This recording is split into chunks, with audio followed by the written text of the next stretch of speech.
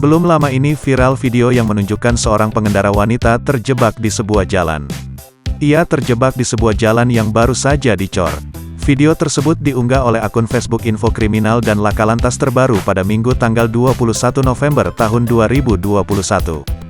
Dalam rekaman warga terlihat membantu wanita tersebut agar dapat keluar dari jalan yang baru selesai dicor.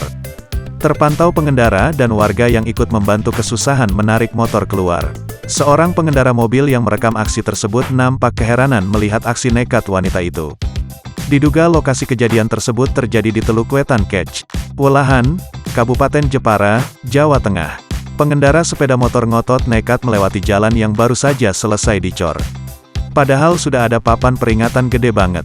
Biarin aja di situ, kalau berkeliaran di jalan raya malah membahayakan pengendara lain, tulis akun tersebut.